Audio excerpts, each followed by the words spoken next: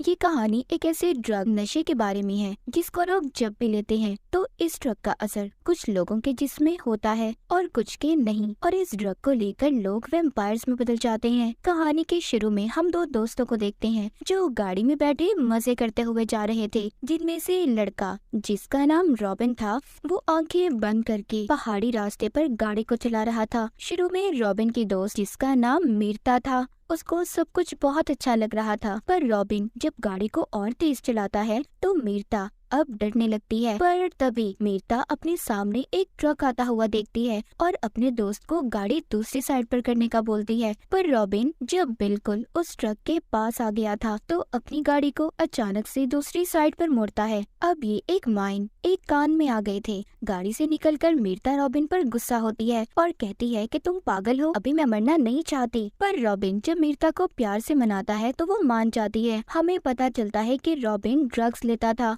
वो यहाँ पर भी ड्रग्स लेने वाला था। मीरता जब ये देखती है तो जिद करती है, कहती है मैं भी इस ड्रग को लेना चाहती हूँ। पर रॉबिन उसे कहता है, मीरता देखो मेरी जान, ये ड्रग्स बहुत अलग है, खतरनाक भी, इससे तुम्हारा दिमाग भी फट सकता है। मीरता रॉबिन से वादा लेती है कि ये ड्रग लेने के बाद तुम कभी भी इस ड्रग को नहीं लोगे, क्योंकि वो उससे बहुत ज्यादा प्यार करती थी और साथ ही रॉबिन के साथ जीने मरने की भी कसम खाती है। फिर जिसके बाद दोनों उस ड्रग को अपनी आंखों में डाल लेते हैं। उस ड्रग को लेने के बाद उनकी आंखों से काले रंग का लिक्विड निकलने लगता है। रॉबिन उससे कहता है हम दोबारा फिर मिलेंगे। अगले सीन में हमें दिखाया जाता है कि मीरता और रॉबिन की लाश हॉस्पिटल में पड़ी थी, जिसको बाहर खड़े मीरता के मॉम डैड देख रहे थे और अपनी बेटी की मौत से बहुत ज्यादा दुखी थे। इसका मतलब ये था कि उस ड्रग को लेने के बाद दोनों की मौत हो चुकी थी, दोनों मर चुके थे। पर यहाँ पर हमें पता चलता है कि रॉबिन की लाश को लेने कोई भी नहीं आया था और सब कसूरवार मीरता की मौत का रॉबिन को ही समझ रहे थे। फिर जिसके बाद हमें एक कब्रिस्तान दिखाया जाता है जहाँ पर मीरता और रॉबिन को दफन किया गया था। उनके साथ ही और भी टीनेजर्स जवान लड़के लड़कियों की कब्रें थी। उनकी मौत भी इसी ड्रग को लेने की वजह से हुई थी। तभी मीरता की कब्र से आवाज आती है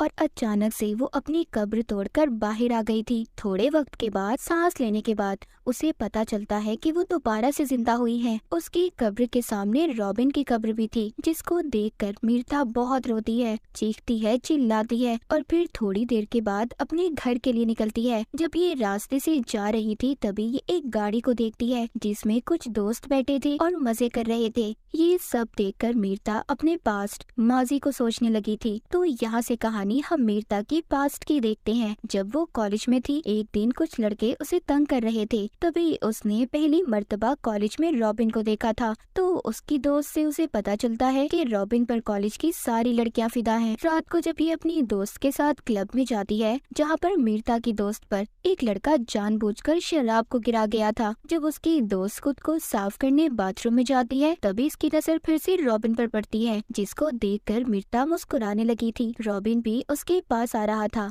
जिसे देखकर मीरता भागने लगती है और ये उसको गोद में उठाकर क्लब में लाकर डांस करने लगता है। एक दिन रॉबिन जब इसको रात को घर छोड़ने गया था तो यहाँ पर वो इसके घर जाने की जिद कर रहा था, पर मीरता कहती है देखो बात को समझो, मेरे मॉम डैड घर पर है। रॉबिन भी सब समझकर मीरता को प्यार से देखता हुआ चला जाता है और मीरता झाड़ियों से होते हुए अपने घर में आ गई थी। अब सीन दोबारा से प्रेजेंट यानी के मौजूदा वक्त में आता है। मीरता अपने ख्यालों से बाहर आ चुकी थी, वो उन्हीं झाड़ियों से होते हुए वापस से अपने घर में आ गई थी। मीरता अपने घर आकर फ्रिज से कुछ निकाल कर खाती है, फिर अपने मॉम डैड को देखने जाती है जो अपने कमरे में सो रहे थे। जब ये अपने कमरे में जा रही थी तो इसकी मॉम की अचानक से आँख खुल जाती है। वो जब अपनी बेटी को देखती है तो मीरता के पीछे पीछे आने लगती है, पर मीरता अपनी मॉम को देखकर दरवाजा बंद कर देती है। उसकी मॉम जब दरवाजा खोलने का कहती है तो अपनी मॉम को ऐसा कहते हुए देख वो दरवाजा खोल देती है। उसकी मॉम जब उसको हाथ लगा रही थी तो उनको उसका जिस्म बिल्कुल ठंडा लग रहा था।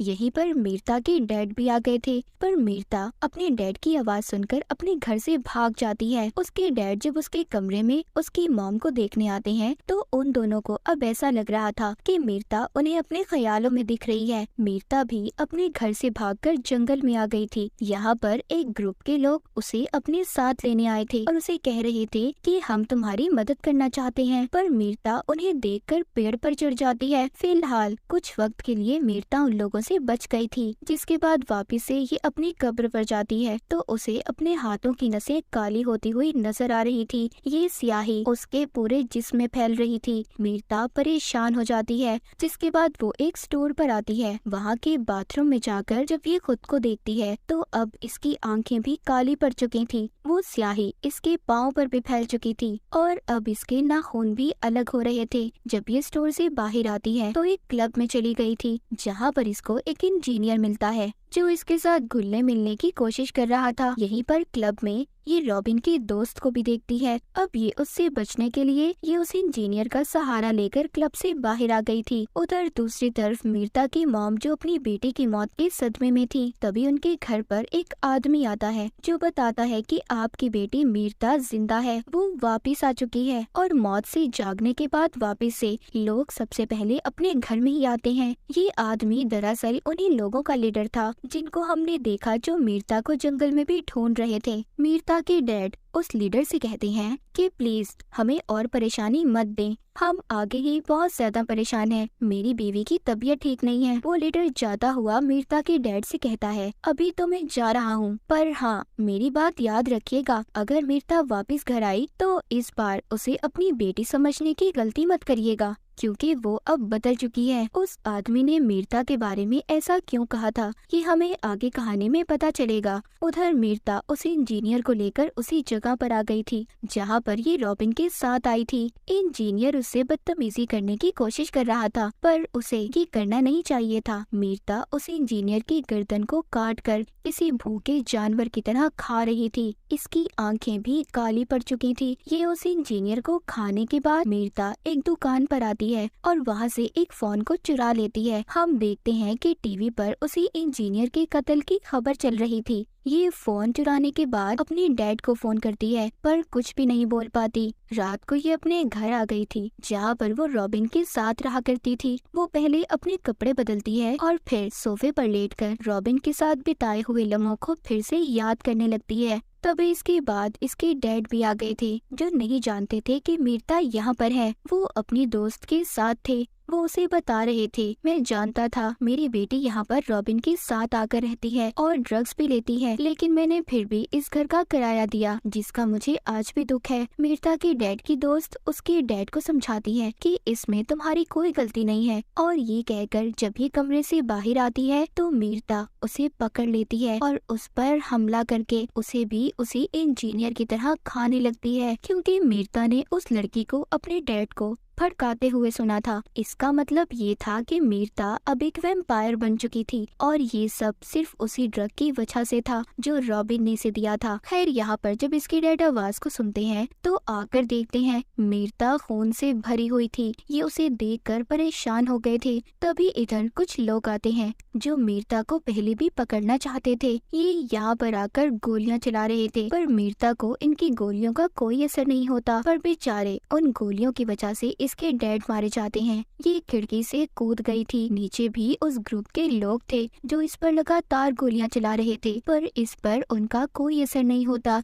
ये भाग रही थी। तभी वहाँ पर एक औरत आती है जो मीरता को अपनी बाइक पर बिठाकर ले जाती है। ये औरत इसको अपने घर लाकर इसके जिस्म से गोलियां निकालती है और बताती है कि वो लोग एक ऐसे ग्रुप से हैं जो हम जैसे खतरनाक लोगों को मारते हैं और इस काम में इनका साथ गवर्नमेंट भी देती है। उधर वो लोग मीरता के डैड और उनके दोस्त की लाश को ले जा रहे थे। वो औरत मीरता को बताती है कि तुम ओवर डेड हो, यानी कि मौत के बाद दोबारा से जिंदा हुई हो। वो लोग हम जैसे लोगों को ओवर डेड बुलाते हैं। वो बताती है कि मौत के बाद जो भी लोग दोबारा जिंदा होते हैं वो अपने साथ खतरा लाते हैं जो बाकी लोगों के लिए खतरनाक होता है। वो औरत उससे बातें करने के बाद रात में उसे एक आदमी का शिकार सिखाती है कि कैसे अपने शिकार को पकड़ना है और खाना है। ये दोनों उस आदमी को खाने के बाद शहर से बाहर जा रही थी। ये औरत मीरता को अपने खुफिया बेस पर ले जाना चाहती थी, पर मीरता नहीं चाहती। वो कहती है मैं रॉबिन के बगैर कहीं पर भी नहीं जाऊंगी, और ये कहकर चलती गाड़ी से कूद जाती है, क्योंकि अब उसको मौत का डर भी नहीं था। उसे पता चल चुका था कि वो अब नहीं मर सकती।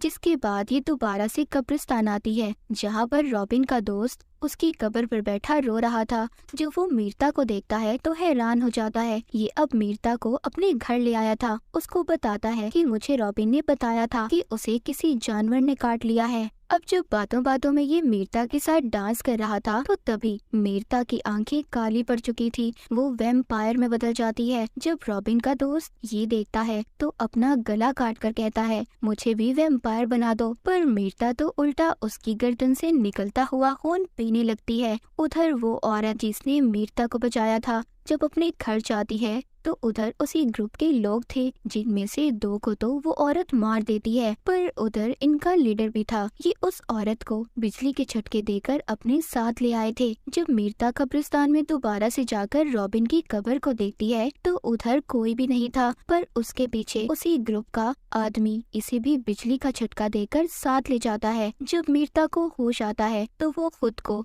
जंजीरों में ग्रुप के लीडर के सामने कैद पाती है। मीरता लीडर से कहती है कि मुझे मार दो, जिस पर वो कहता है कि तुम इतनी आसानी से कहाँ मरने वाली हो। तुम्हें मारने के लिए हमें बहुत कुछ करना पड़ेगा क्योंकि तुम बहुत ज्यादा ताकतवर हो और तुम तो हमारे खास आदमी की अमानत हो जो कोई और नहीं बल्कि रॉबिन था। इसका मतलब ये था कि रॉबिन अभी भी जिंदा था, वो कभी मरा ही नहीं था। रॉबिन आकर मीरता को जंजीरों से आजाद करवाता है और उसे अपने साथ एक कमरे में ले आया था जहाँ पर अब रॉबिन उसको कहानी बताता है कि मैंने एक ओवरडेड को अपनी आंखों के सामने अपने दोस्त को खाते देखा था और उसी दिन मैंने इस ग्रुप से मिलने का फैसला किया कि मैं इनके साथ मिलकर ओवरडेड लोगों को पकड़ूंगा, उन्हें मारूंगा। तभी मैंने तुम्हारे साथ उस ड्रग को लिया था और मैंने इसीलिए तुम्हें भी ओवरडेड में बदल दिया ताकि हम दोनों मिलकर इनका साथ दे सकें। सब सुनने के बाद वो अपनी मौत का कसूरवार रॉबिन को मानती है। उसने उसकी पूरी जिंदगी को बदल दिया था। एक आम इंसान से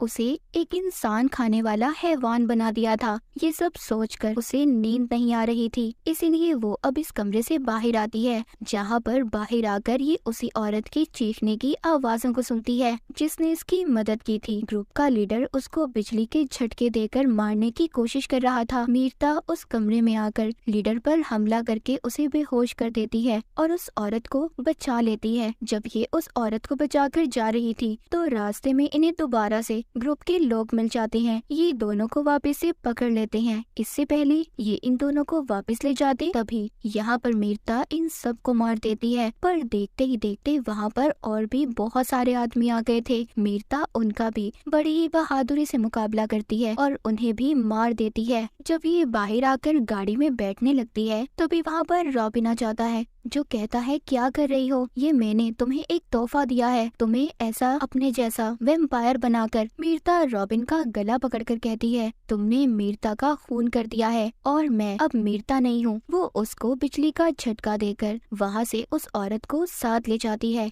कहानी के आखिर में हम देखते हैं कि वो औरत मीरता को सिखा रही थी कि कैसे उसे अपने शिकार को पकड़ना है। मीरता को देखते हैं जिसे देखकर ऐसा लग रहा था कि अब वो बिल्कुल तैयार है और इसी के साथ ये कहानी यहीं पर खत्म हो जाती है।